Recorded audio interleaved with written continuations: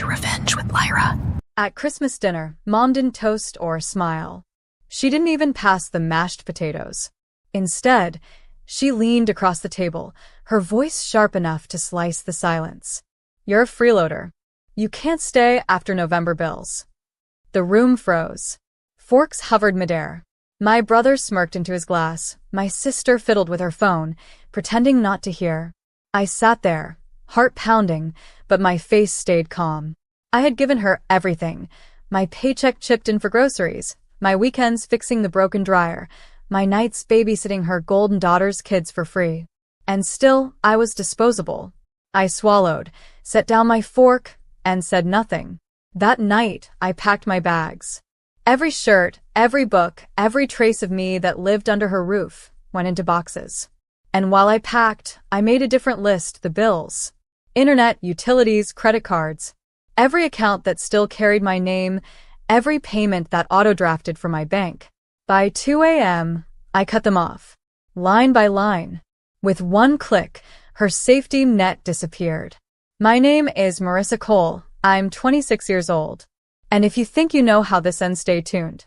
What happens when the person you called a freeloader turns out to be the one holding the bills? The next morning, as I poured coffee in my new apartment, my phone buzzed with a fury of missed calls. Then came the pounding on my door. When I opened it, there she was, Mom, red-faced, screaming so loud the neighbors peeked through their blinds. "What did you do, Marissa?" she shrieked. "The lights are out. The water's gone. You think this is funny?" I sipped my coffee, calm, and finally smiled. "No, Mom," I said softly. "But it is fair." To be continued. Mom's fist slammed against my door again and again, her voice cracking under the weight of fury. "You think you can just walk out? You think you can cut us off like that? We're family, Marissa." I let her rant until her voice turned hoarse. Then I set down my mug, opened the door just enough for her to see my face, and said evenly, "Family doesn't call their daughter a freeloader in front of a table full of people. Family doesn't throw you out like trash." Her eyes widened, just for a second, before narrowing again. "I didn't mean it like that. It was just a moment. A moment you've repeated for years." I cut in. "Do you know how many Novembers I carried your bills without saying a word? How many Decembers I put gifts under a tree you couldn't afford? You wanted me gone, so I left. And with me, so did the payments you depended on." Behind her, the neighbor across the hall poked his head out, raising an eyebrow at the spectacle. Mom noticed, cheeks burning red. For the first time in my life, she looked embarrassed. "Turn them back on," she hissed. "Do it now. The kids are freezing. Your brother can't work without internet. You're punishing all of us." I folded my arms. "Not punishment. Responsibility. Try paying a bill in your own name for once." Her jaw trembled. For years, she had held the power with insults, with guilt, with shame. But now, I had flipped the switch. Literally. I closed the door in her face and let the silence settle. On the other side, her voice broke into a scream.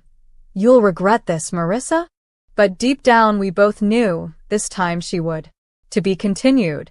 By the end of the week, the fallout was impossible to ignore. Aunt Linda texted me first. "What's going on?" "Your mom says the lights and water got cut.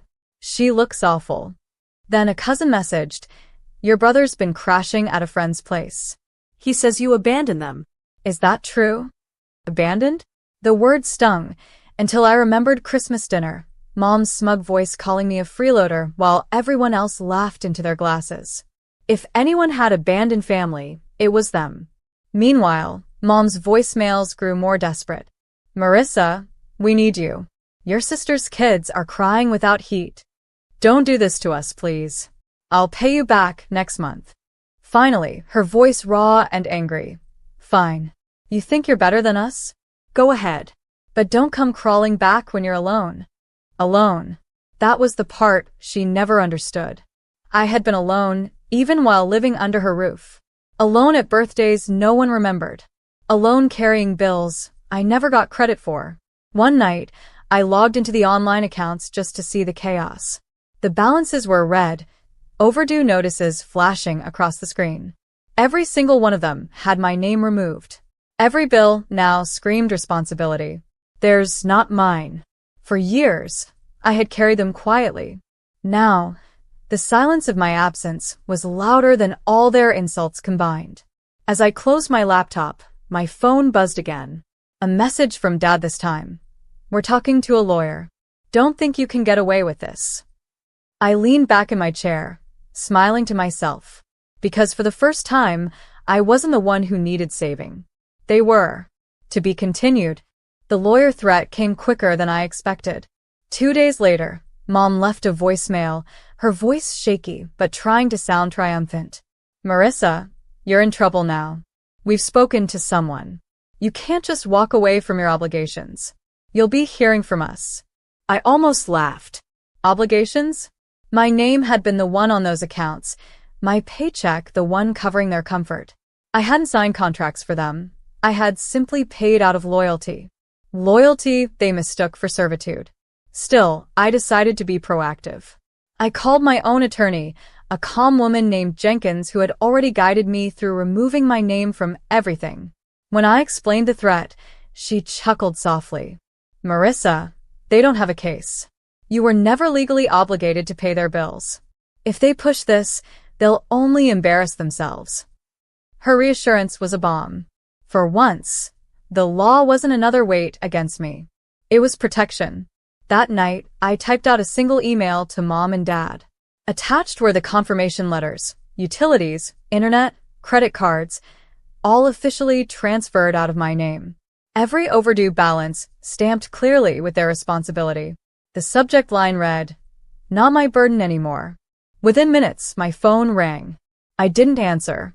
I imagined them at the kitchen table, faces pale, realizing there was no safety net waiting to catch them. For years, I had been their invisible lifeline. But now the cord was cut.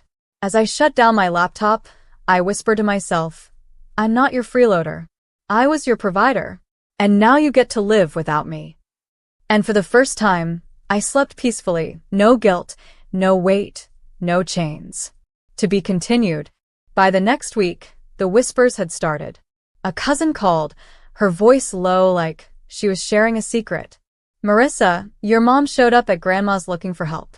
She said the power's off again. The bills are stacked high. People are starting to ask questions." I pictured it, Mom, the woman who had called me a freeloader at Christmas dinner, now sitting in front of relatives, begging for scraps. The irony wasn't lost on me. Then came the texts from old family friends. "Is it true your parents can't keep up with their bills?" Another. "Funny, they always bragged about your brother's success. Guess that was exaggerated." I didn't reply. I didn't need to. The story was writing itself without me. Meanwhile, Mom's tone shifted again. Another voicemail, softer this time, pleading. "Marissa, this isn't who you are. You've always been the strong one. Please just help us until we get back on our feet. You know your sister can't manage the kids, and your brother's business is struggling. Don't abandon us." I pressed play again just to hear the desperation in her voice. For years, they had mocked me, the average one, the helper, the freeloader. Now, they couldn't survive without the person they dismissed. At work, I caught myself smiling more.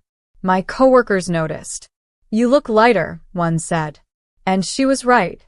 Carrying them had been a weight I didn't even realize until I finally dropped it. That night, I stood on my balcony, city lights glowing beneath me, and whispered into the cold air. Let them taste the silence. Let them live with the emptiness they gave me. And I knew their unraveling had only just begun. To be continued.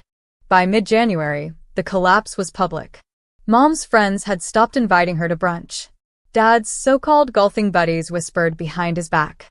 And my brother, the one they called the future of the family, was spotted borrowing money from coworkers just to keep gas in his car. I didn't lift a finger. I didn't send proof, didn't make calls. Their downfall came from the very silence they once forced on me. Then, one evening, a letter arrived at my apartment. Handwritten. My mother's cursive slanted and shaky. "Marissa, we're sorry. We were wrong. We never should have said those things at Christmas. We didn't realize how much you carried until it was gone. Please, if there's anything left in your heart for us, help. I held the paper in my hands, waiting for the guilt to wash over me. But instead, there was calm. I sat at my desk, opened my laptop, and drafted a reply. No venom. No insults. Just clarity. Mom, Dad, this is the life you chose when you called me a freeloader. You wanted me gone. Now you see what life looks like without me. I won't fund your bills, but I hope you learn from this. My silence is not cruelty. It's the boundary I should have set years ago. I never hit send. They didn't deserve even that. Instead, I slipped the letter into my drawer and went back to cooking dinner for myself. The sizzle of garlic in the pan, the hum of my own lights, the warmth of my own heat, paid for, provided, protected by me alone. For the first time, I tasted peace. And it was far richer than any holiday feast they ever mocked me through. To be continued, February brought the final unraveling. Word had spread far enough that even distant relatives reached out. An aunt messaged me, "Your parents keep saying you abandoned them, but everyone knows you were the one holding things together. They're embarrassed, Marissa. People finally see it." For years, I'd been invisible.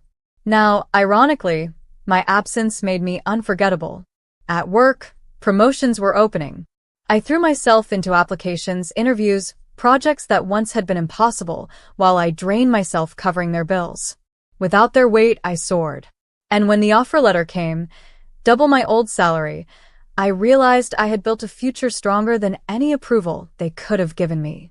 Meanwhile, the voicemails shifted again. My brother's voice was hoarse. "You ruined us, Marissa. You'll regret this when you're all alone." But I wasn't alone. My apartment was filled with friends, laughter, coworkers who celebrated me without conditions. The loneliness had never been mine. It had been theirs, disguised by the noise of control. That Sunday, I walked past their house on my way downtown. The curtains were drawn, the lawn unkempt, the mailbox stuffed with envelopes stamped overdue. I didn't stop. I didn't wave. I simply walked past, the sound of my heels on the pavement louder than their silence. They had called me a freeloader. Now they lived in the shadow of their own words, dependent on the people they once mocked. And I carried nothing of theirs anymore. The freedom was intoxicating. To be continued. Spring came, and with it, a clarity I'd never known. While my family scrambled in the ruins of their own making, I stood taller, steady, free. My light stayed on, my bills were paid, my fridge full, because I filled it. No begging, no guilt, no backhanded freeloader labels. Just me, building the life they swore I couldn't. On Easter Sunday, a final voicemail arrived. Mom's voice was hollow, nothing like the sharp tone she once wielded. "Marissa, we don't know how to fix this. We thought we were teaching you toughness, but maybe we were just cruel. We lost you, and maybe we deserve this." For a moment, I closed my eyes, letting her words hang in the air. I thought of every night I lay awake wondering why I was never enough. Every Christmas where laughter echoed while I swallowed tears. Every time they made me feel like I was a burden, when all along I was the one carrying them. I didn't reply, because this wasn't about vengeance anymore. It was about truth. And the truth was, their collapse was their own lesson, not mine to fix. That evening, I sat on my balcony, city lights sparkling below, friends' voices still echoing in my living room. A glass of wine in hand, I raised it silently to the night. To boundaries, I whispered. To freedom. The sweetest justice wasn't in their downfall. It was in my peace, the life I finally claimed, the silence I no longer feared, the family I chose instead of the one that broke me. They had called me a